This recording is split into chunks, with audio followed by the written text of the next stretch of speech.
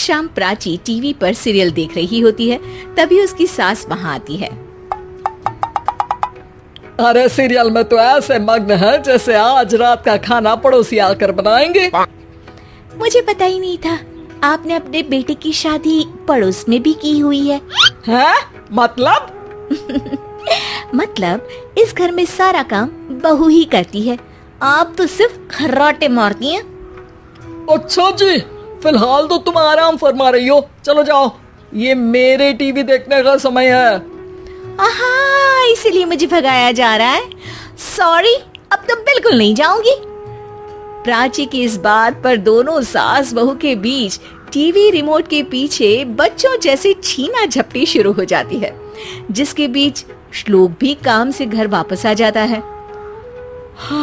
आज मेरी चूहे बिल्ली की जोड़ी किस बात पर झगड़ रही है? अरे तेरे बीवी मुझे टीवी नहीं देखने दे रही। अरे तुम्हारी मम्मी मुझे खाना बनाने के लिए फोर्स कर रही है।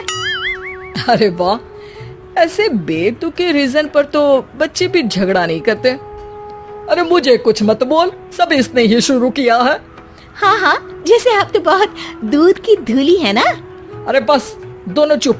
प्राची जाओ, खाने की तैयारी करो। और माँ तुम छोड़ो, तुम्हें क्या बोलूं, शांति से अपना सीरियल देखो, मुझे दोबारा लड़ने की आवाज सुनाई नहीं देनी चाहिए।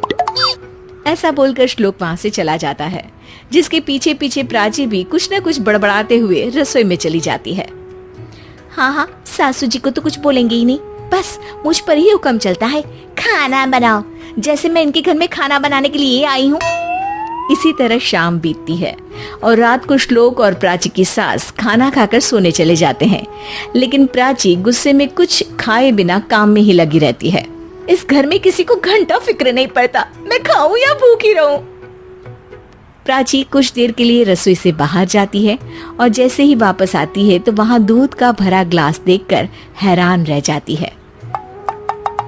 फिक्र पूरी है, बस दिखाना नहीं है। प्राची दूध पीकर सोने चली जाती है और अगली सुबह एक बार फिर सास बहू का कार्टून नेटवर्क स्टार्ट हो जाता है। ये तुमने ही किया है। अरे अजीब जबरदस्ती है, मैं बोल रही हूँ मैंने कुछ नहीं किया। दोनों ने मिलकर पूरे घर को पागल खाना बनाया हुआ है। यहाँ कोई नॉर्मल इंसान तो रह ही नहीं सकता, इसीलिए अब पड़ोसी क्या रिश्तेदार भी घर आने से कतराते हैं। और सुन बेटे, तू भी चंगा, तेरी माँ भी चंगी, तेरी बीवी भी चंगी, रिश्तेदार। हाँ जी, आपको नहीं पता क्या, गंगाधर ही शक्तिमान है, रिश्तेदार ही। हाँ हाँ, बस समझ गया। कभी जानवरों जैसे लड़ेंगी तो कभी जुगलबंदी करेंगी। भाई मैं आप दोनों के बीच में नहीं फंसना चाहता। सास बहू की इस मनमौजी जोड़ी से परेशान होकर श्लोक अपना सिर खुजलाता वहाँ से चला जाता है। चलो अब मैं भी कीर्तन में जा रही हूँ।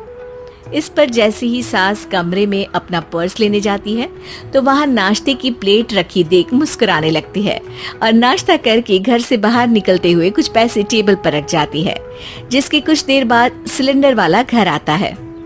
ओ मुरी मैया, मैं सिलेंडर के बारे में तो बिल्कुल भूल ही गई थी। घर खर्च के सारे पैसे भी मम्मी के पास है और श्लोक से बोला तो उल्टा 4 बात सुनाएंगे। प्राची ये सोच ही रही होती है कि अचानक उसका चेहरा चमक उठता है और वो घर में आकर इधर उधर देखने लगती है। तभी उसकी नजर टेबल पर रखे पैसों पर पड़ती है, जिन्हें वो सिलेंडर वाले को दे देती है। ये सब श्लोक देख लेता है। अच्छा बेटे, इतना बड़ा घोटाला, सबके सामने मैं तेरी दुश्मन और पीठ पीछे तेरी मेरी यारी। इस पर श्लोक एक प्लान बनाता है और शाम को सब एक साथ बैठे होने पर बोलने लगता है। माँ, तुम दोनों की बहुत लड़ाई होती है, इसलिए मैं सोच रहा हूँ कि प्राची को उसके घर छोड़ाऊं, इससे वो भी खुश रहेगी और तुम भी। अचानक श्लोक की ये बात सुनकर सास बहू शौक से उसकी तरफ देखती हैं। अरे ऐसे कैसे घर छोड़ाओगे, मुझे कहीं नहीं जाना। अरे तुमने बोला नहीं पर मैंने सुन लिया, तुम्हें मम्मी के साथ रहना अच्छा नहीं लगता, मुझे पता है। अरे वो अरे, जब बहू खुद कुछ काम बोले तो वो तुझे सुनता नहीं, और अब जो इसने बोला ही नहीं वो तू समझ गया। जब उसे नहीं जाना तो फिर जबरदस्ती क्यों कर रहा है? अच्छा, फिर आपको मौसी के घर छोड़ाता हूँ, बस अब आप दोनों एक घर में एक छत के नीचे नहीं रह सकती। मैं इस टॉम एंड जेरी की जोड़ी को और नहीं झेल सकता। है? ऐसे कैसे नहीं रह सकते? तुम्हें इतनी दिक्कत है तो तुम्हारा बोरिया बिस्तर पैक कर देती हूँ, लेकिन मम्मी जी कहीं नहीं जाएंगी। बिल्कुल यही सुनना था मुझे। अगर दोनों में इतना ही प्यार है फिर हर वक्त ये लड़ाई का नाटक क्यों करती हो?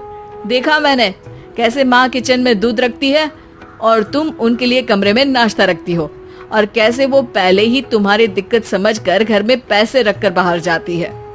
अरे भाई, इतना ड्रामा तो डेली सोप में भी नहीं होता जितना तुम दोनों ने इस घर में फैलाया हुआ है। तू हमें टॉम एंड जेरी बोलता है ना, तो याद कर वो दोनों भी एक दूसरे को बाहर वालों की बुरी नजर से बचाने के लिए हमेशा सबके सामने लड़ते थे, लेकिन अकेले में दिक्कत के समय मदद भी तो करते थे। बस हमारा रिश्ता भी कुछ ऐसा ही है। और वैसे भी अगर सास बहू में तू मैं नहीं होती तो दुनिया वालों को कहानियां कैसे मिलेंगी?